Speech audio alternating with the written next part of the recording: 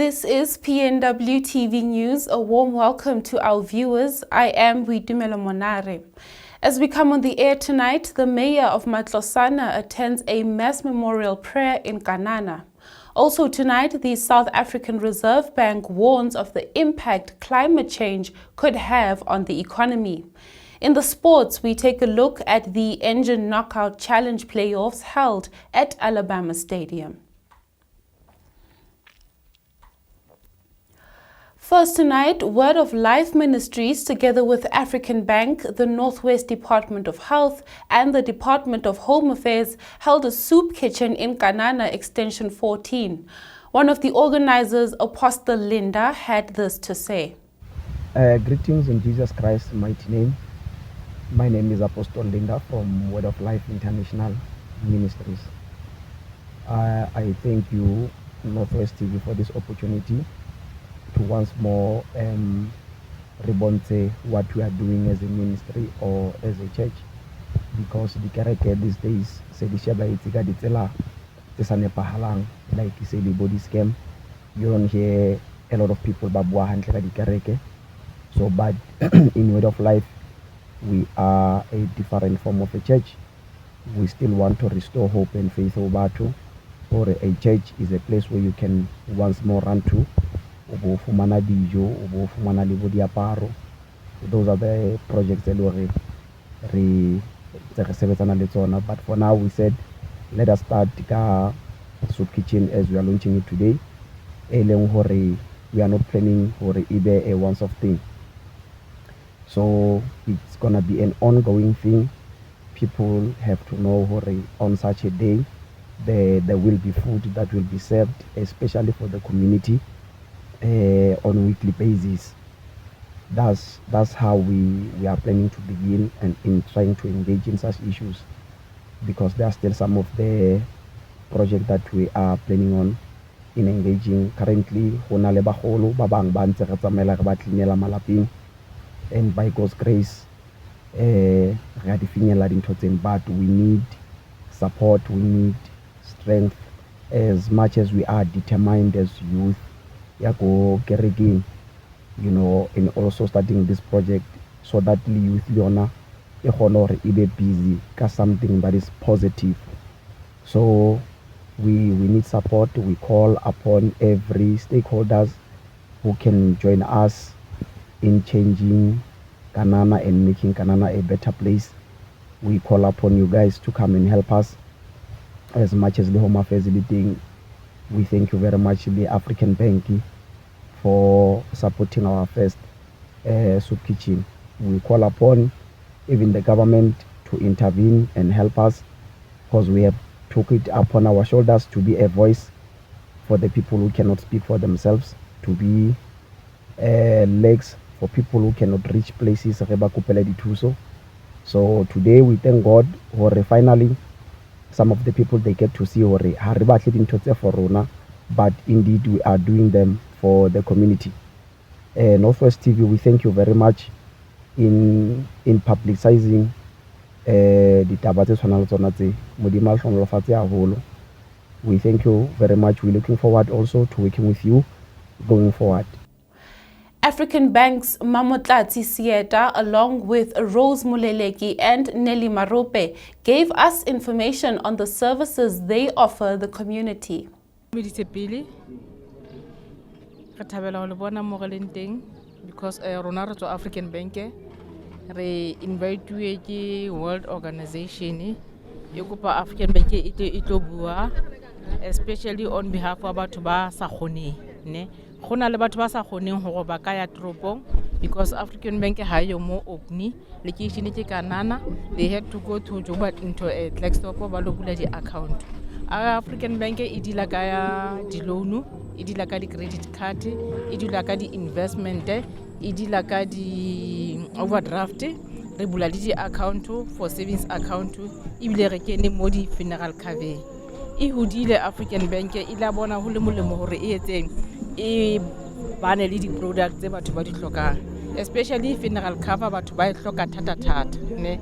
Whereas some of people, they don't have work, but ba khona ho iketsetsa something eo ba ka yona ba etsang ba khonang hore ba ne ba batle mo ba ka beang tjhelete teng, ba bule di-mortuary teng, ba ne le di-account.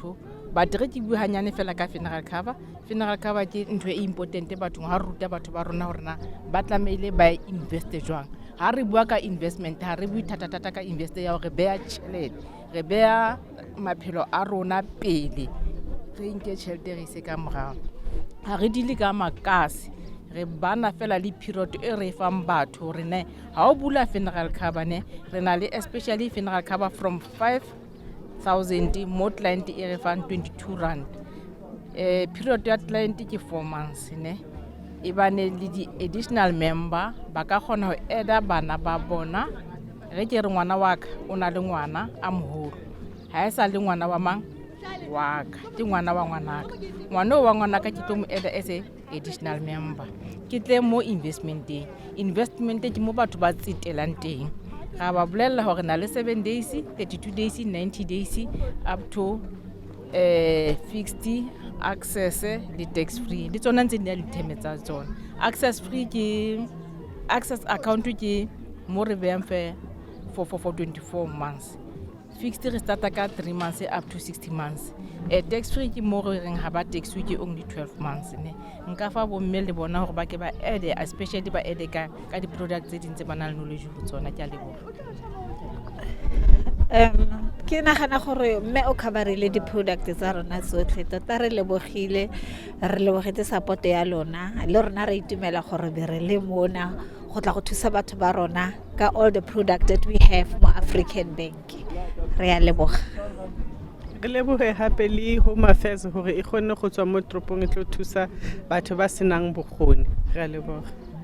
Se only Home Affairs fela le ba Department of Health ba teng ho tlo thusa batho, especially social workers ba tlo bua ka tsona ka mental health bathong ba rona le tseo ba sa kgoneng hore ba ka di atumela. Ka leboga thata mo. And one of the stakeholders, Mr. Khoza, gave his thoughts. Kina Khoza Samuel. Ke tlile ka mona ke ntate mo kerekeng, ke protocol mo kerekeng, ke moruti mo kerekeng. So ke thabile haholo hape ka ka jeko ha ke bona lona ntse di le tshaketse mo kerekeng ya rona, gore re tsebahale ne rona gore le fa ska ofela le re tsebe mo kerekeng ya rona re thusa manema. Ke moruti, ke mothakula, ke ene ra mothusa ka thapelo ba a fola, a le mo rapelle ra mfolisa. Hallelujah. Thank you, man. William Phofolo and Dimakatso Twala, together with their teams, were present to serve the community. Nabuti William Phofolo, it's a team, it's a Sinusensia, Nomalanga, Somikazi, Mona Kopani, Jenari NPO, Bansaputile. But Tembarona Mona is to reach out the community, but Tobaslo killing, the Banabani, the Togo School, Mudia Paro, Mutlumon Gotlum, Bashota Budi Kobo, Budi, Yona our mandate to Rona Babonaba to Sahid. In this next story, the High Court of South Africa, sitting in Klerksdorp, sentenced 43-year-old Kabelo Anderson Tserema to life imprisonment. Here's SAPS police spokesperson Brigadier Sabata Mokhwabone with more information. He was sentenced to double life imprisonment on 2 counts of rape, 8 counts of rape, sentenced to 10 years imprisonment each, 12 counts of robbery, he was sentenced to 15 years on each count. 11 counts of kidnapping, he was sentenced to 5 years on each count. And 4 counts of assault, he was sentenced to 6 months on each count. The court ordered that all sentences should run concurrently with the sentence imposed on count number 1 of life imprisonment. The accused, Kabelo Anderson Tserema, was charged on 11 dockets with a total of 45 various counts of crimes such as rape, robbery, aggravated circumstances, assault with intent to do grievous bodily harm, kidnapping, and pointing of a firearm. 10 of these cases were registered in Mokgwase and 1 in Mpeqeke between 2013 and February 2016. Following a lengthy investigation, the accused was identified through forensic leads. He was arrested on 11 February 2020 and he has been in custody since then. The court held that as part of committing the crime, the accused will wait and attack women walking alone in the evening, then grab and drag them to the nearby bushes and graveyards. He would assault, rape, and rob his victims, who range from 16 years of age to 38 years of age. Most of the incidents occurred in Lerumo and Velgeval villages near Moruleng. In mitigating for hefty sentences, the prosecutor advocate Nangamso Koloda said, "It is a egregious state of affairs that more than 2 decades after the advent of our constitution, which guarantees the rights to privacy, right to bodily integrity, and right to freedom of movement, that there are people like Mr. Tsarema who make it their business to violate such rights against women in our society." He further said, the accused person needs to be removed from the society for life to protect the women of this country. When delivering the judgment, Judge Peterson said that the accused killed the victims emotionally and physically. Lieutenant General Kwena and Dr. Rachel Makari held the investigation officer, warrant officer Ernest Modise, and the state prosecutor Nangamso Koloda, and other role players including the forensic investigators for their diligence that led to the conviction, and they believe that justice was served to the victims and their families. They urged members of the community to always be vigilant. In more news, the accused in the Freedom Park shooting have been remanded in custody. Brigadier Sabata Mokwabone shared these details on the case. Freedom Park ba ne ba tlhageletse mo kgotlatshekelo ya ga magistrata wa Bafokeng mo tsatsing la gompieno mme kgetsi kgatlhanong le bone e buseditswe morago go fitlhelela kgwedi ya Lwetse ga e tla be tlhola malatsi a le 26 se ke go dipatlisiso di kgone go tswelela pele mme go farologana le jaaka re bigile ko tshimologong ba latofadiwa e bong Joel Molete ga mmogo le Lebogang Ramakwae ke baagi ba Lesotho ka bobedi mme bile ba lebagane gape le tatofatso tsa go ikgatolosa molao wa bofudugedi wa 2002 mme mo tiragalong ya ko Kanana gone ba belelwa ba le bane le bone ba tla nama ba le mo ntolefitshwana mme ba tla ba tlhagelela gape mo pele ga kgotlatshekelo kgwedi ya Phatwe ga e tla be tlhola malatsi a le 7 mme le bone ba go na le kgonagalo e ntsi tota ya gore ba ka lebagana le ditetofatso tsa go ikgatolosa molao wa bofudugedi wa 2002 mme re ka se itsise maina a balatofadiwa ba ka ntlha ya dipatlisiso tse di santseng di tsweletse pele. Now, in this week's electricity update, Electricity Minister Kgosientsho Ramokgopa has warned that load reduction runs the risk of prompting energy inequality. Speaking at his weekly update, Ramokgopa highlighted emerging challenges on the distribution front. A block or a cluster, and in some blocks it will include a more affluent area and a poorer area. In some instances, you are part of the block. But you find that in the more affluent area, there has not been infill. By infill, I mean, unlike in the more poorer areas, so you have more backyard dwellers over a period of time because the landlord is not working, is out of employment, or wants to complement his or her income. He's got backyard dwellers, so they are consuming more and more and more. So the footprint of the settlement has not grown, but the number of households has grown. And demand placed on that substation that is given to those two streets is significantly higher. Then they initiate the load reduction. Let me give you in numbers terms so that you have a full appreciation. Just from Eskom side, the number of houses across the country that are affected by load reduction is about 366,000. And the number of households, the total household that Eskom is supplying is 7 million. So it's 5% that is affected by this load reduction. Are we dismissive of the 5%? No. And that's why about 60% of my earlier input was to say how best are we going to ensure that we protect that 5% in the main, including others. Because it's largely poorer areas.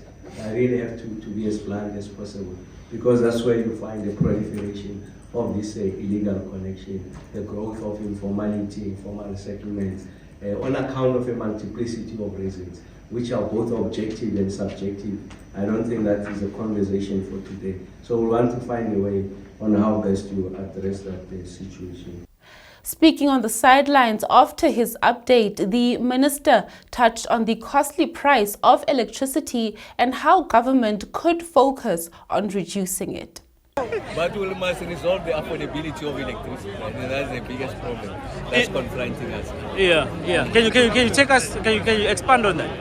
Well, it's a function of your generating sources. So if you rely on the most expensive fuel source, that is diesel, to keep the lights on, you are likely going to see the kind of tariff structure that you are seeing. When you have negotiated pricing, which is essentially an intention to protect the jobs, especially in the smelters, and of course giving them less than what is the cost of generation. It means that the consumer is subsidizing those operations, and therefore electricity become more expensive. It's a very delicate balancing act, because if they don't become competitive, we are going to lose the jobs. So it's important that we are able to achieve some degree of equilibrium. So we are confident. I mean, working with SALGA, we are getting this right. We had the conversation on addressing the reliability of the distribution infrastructure, investing more in the replenishment, protection and maintenance of that infrastructure, and ensuring that the cost of generation comes down. I mean, it has gone up by over 400% in the past 10 years or so, and people's salaries have not gone up that way. That's why you're experiencing conditions of energy poverty. It's just not affordable. It's an untenable situation, and that's why we'll do everything possible to ensure that the increases are something that most people can afford, and that's why the conversation with SALGA are necessary. We're closer to finding that. Now, after shooting incidents which occurred on Saturday, the 27th of July, Apostle Boitumelo David Mofokeng, together with the Matlosana Mayor's Office, held a mass memorial prayer in honor of the 8 people who lost their lives on that day. Let's take a look at Apostle Mofokeng's invitation video. Re go dumedisa ngwaneso ka pitso le matla le lampuliso gona le Jesu Kriste, amen. Ke Apostle Boitumelo David Mofokeng o tswa Kanana, fraternal ya Kanana Council of Churches. Ko memela tsatsing la ka osane o tlo ba le rona thapelong ya lefatshe la Kanana mo go bonang dipelo ya tsa gona di le hodimo, mo re hloka motho mo le mong a tlo ba teng. Re memela hore re fihle ka nako motseng wa rona ka thapelong ya rona e re tla be re tshwere ka 11 o'clock. Re tla be re qala re sale re ba le moment of motsotso wa khutso, moment of silence mo bana beso ba re sileng teng. E mo le mong re a memiwa ho tlo ba pardon parcel re rapelle motso wa rona. Bitsang bohle ba tla ba le teng, dikereke tsa ba tla ba le teng a ra apara moaparo wa rona, di organization re ba di uniform tsa rona. Tswetswe ke a kopa ke le bula ho bana beso. Various churches, all dressed in their attire, made their way to Mpeqeke Stadium in protest against the crime destroying families in the township of Kanana. The different churches joined in song as a way to comfort the grieving families. Let's take a look.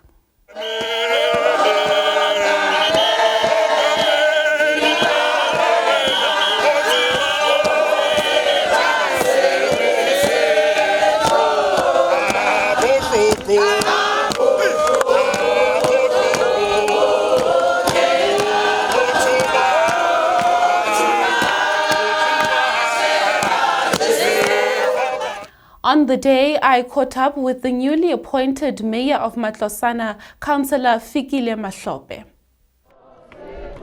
Ke rate go welcome the mayor and welcome to the councillor as well. Mayor, we just heard mo speeching sa gago as you briefed the community ba ba tlileng go rapela, but also you mentioned gore there are those ba ba batlang go bona action. Could you take us to gore how is that process looking? Are there any solutions that have already been approved to end such incidents? Thank you very much, and thank you for the interview, and thank you to the councillor for the support. It's true that people are saying they need more action, and we agree with them 100%. But at the same time, we cannot ignore the efforts made by other stakeholders, such as the religious fraternity. They've made this initiative to come and pray for peace. Now, as part of government, we should support such initiatives, because at the center of all these problems, it's the raging violence in Kanana. But let me go straight to your question. There are measures in place in making sure that we have solutions. A practical example is that on the day of the event, or the incident, for lack of a better word, a tragic incident that happened in Mdu's Tavern, I happened to call the MEC for safety in the province, MEC Vessels Morwe. He came without hesitation, brought the team. We had a discussion and engagement. Some of the discussions I can't divulge on TV or on radio because of the nature of the discussions. But he has assured us the support. For instance, you saw how swiftly the arrest was made. I mean, after the incident, just few days, the team had cracked and arrested few of the suspects or alleged suspects, for lack of a better word. So there are discussions with the provincial government, with SARBs, and we are intending to also engage national, because this is more of an issue of capacity than anything else. What we are requesting is that we need to capacitate our police stations. We need to make sure that we have resources on the ground. If we don't have necessary resources, we are not going to be able to resolve these problems. So our discussions are centered around engaging the relevant partners or the relevant departments that are responsible for that. But again, we are in discussions as the council to create what is called the municipal police, because we don't have a municipal police, we only have traffic. But we want to intensify that discussion and make sure that we have municipal police that will have the capacity and power or the rights to arrest, like what you see in your metros. You know that the metros have their own police in the municipality. So we want to have such. An item went to council. We are discussing that. It's just that we need to overcome our financial challenges. But there's an appetite from us to have the municipal police as the city of Matlosana, because we need more visible policing. We need more law enforcement agencies to be seen around, so that we keep these ills that are happening, particularly the violence that is taking place. And then just take us through your relationship with the organizers of the event. How did that come about? Did they reach your committee? In what way? Thank you very much. We have a long-standing relationship with the religious fraternity. It's not new.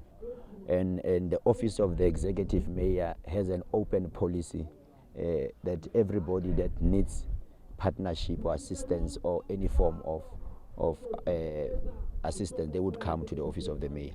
Now, this is the Kanana Council of Churches, that we had several programs with them as the municipality, from their sector, of course, your prayer meetings, your peaceful prayer meetings. Also, they are doing a project such as a social cohesion project. They sometimes donate shoes, they sometimes assist the needy and so forth. We want to encourage many of them, or many sectors, to do the same, because in the midst of these bad things happening, we also need to preach the message of hope. Now that's all for the leading stories. We'll now go into the business news.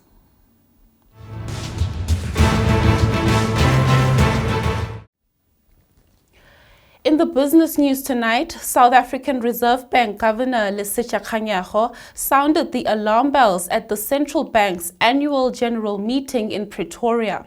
Kganyago stressed that the output in domestic economy is cause for concern. On the domestic front, despite varied sectoral performances, Output in the South African economy slowed to 0.7% in 2023 from 1.9% in 2022 and remains well below growth in peer emerging market countries. Load shedding and logistical challenges have been weighing heavily on economic activity, depressing the credit appetite of businesses and the spending of households. Despite such weak growth in output, however, employment levels have recovered the 2.2 million jobs lost during the height of the pandemic. As of the first quarter of this year, total employment levels surpassed its 2019 level. Nonetheless, job creation has been too slow and not enough to offset the growth in the labor force, leaving the unemployment rate elevated at 32.9% in the first quarter of this year. South Africa's tailwind for growth coming from strong terms of trade continued to fade, despite still remaining at historically good levels. Exports also suffered over the past 12 months from energy and logistics challenges as much as price factors. Imports were also muted by logistics. As energy and logistics constraints continue to ease, the growth outlook will also improve. The domestic economy is expected to grow by 1.1% this year, rising to 1.7% by 2026, as both household spending and investment start to strengthen. Moving to domestic inflation, as with the global trend of moderating inflation, South Africa's headline inflation decelerated over the past year, falling from 6.9% in 2022 to average 6% in 2023. These annual averages, however, hide the ongoing volatility in the underlying components of inflation, in turn demonstrating the risks and uncertainty marking the disinflation path.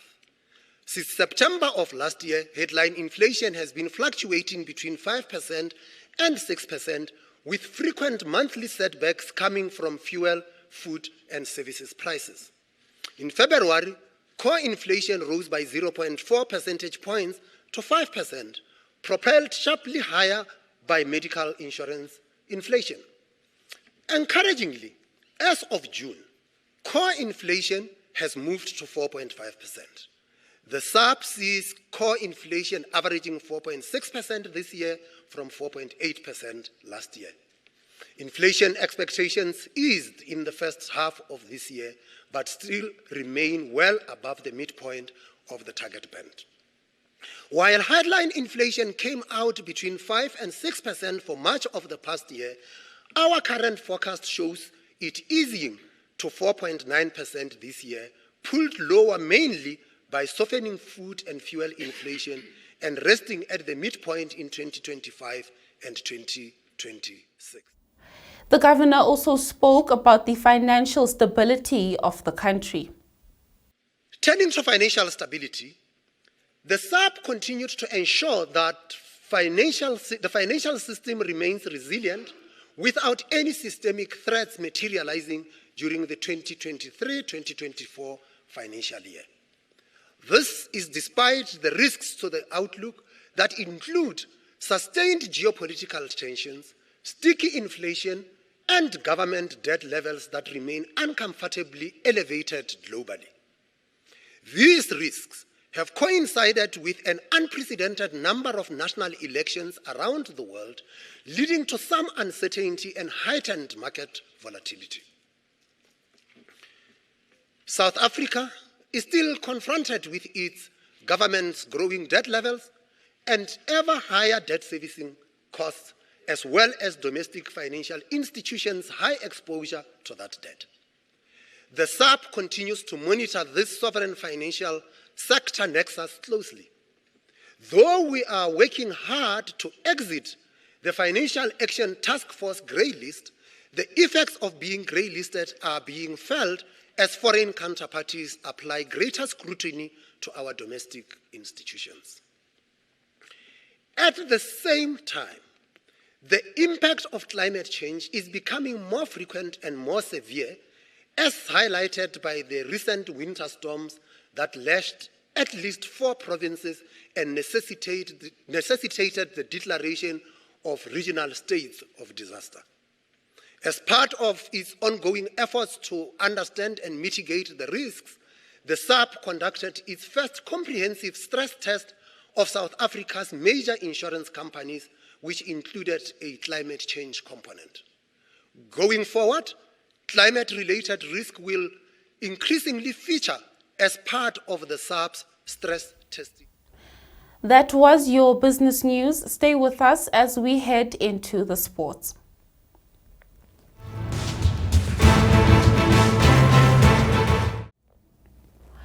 In tonight's sports news, a brilliant winning streak in the pool for Team SA as Tatiana Smith, Kaylin Corbett and Peter Coetzee all secured final spots. The double is still on for Smith after she came second behind American Kate Douglas to book her place in the women's 200-meter breaststroke final at the Paris Olympics. Smith, who earlier this week won gold in the 100-meter breaststroke final, is bidding to become the second athlete in history of the Olympic Games to win both the 100-meter and 200-meter gold medals. Kaylin Corbett, who finished second in her semi-final behind Tess Schouten of the Netherlands, will also be in the finals.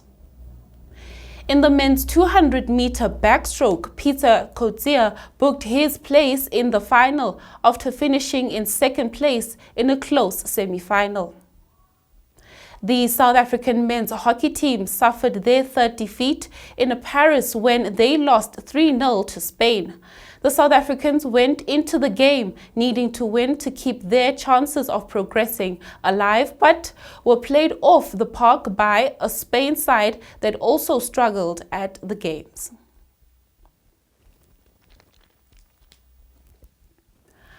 Now to local sporting news, as the 2024 Engine Knockout Challenge playoffs were held at the Alabama Stadium in Klerksdorp. For girls under 20 and boys under 18, this was their chance where winners would represent the Northwest at the national competition in September.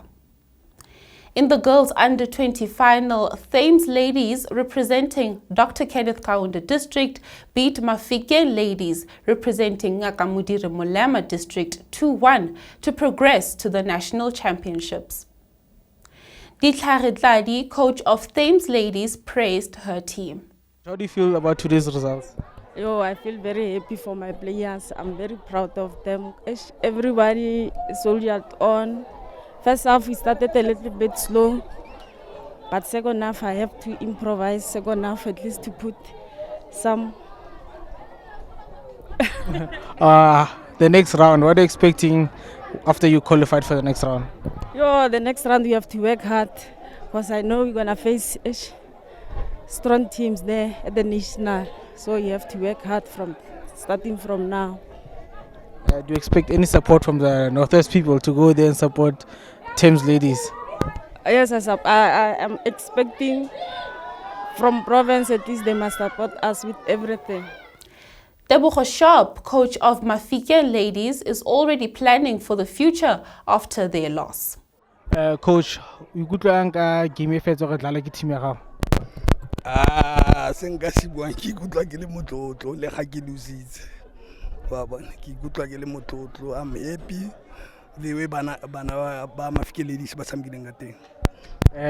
Unfortunately, I no go tswela pele, but next year there's always next year. Tampele prepare, le ready for challenge o gape. Na re ready burwaka because Mpeqeke ladies ke team ya bana ba nyane. We are going to recruit bana ba bang ba banyane gape because ba bang ba tswa mo systeming wa bona.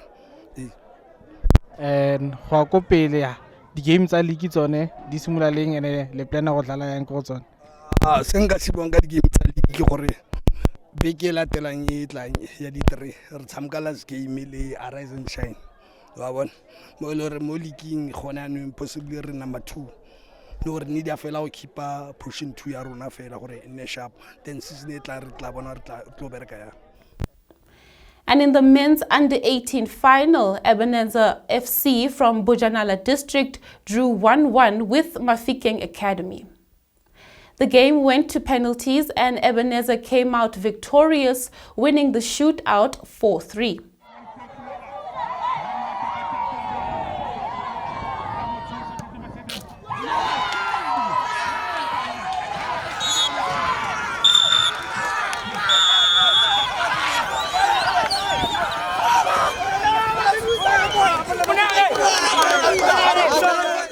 Ebenezer FC coach Paulus Matanda was happy with his team's performance.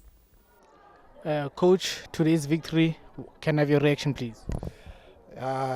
Just God's grace. I just want to thank God for the opportunity given me as a coach of Ebenezer, and then to coach these boys who didn't have opportunities like to play in the football in a high level. And then where we came from, there's no scout, there's no development when it's come to soccer.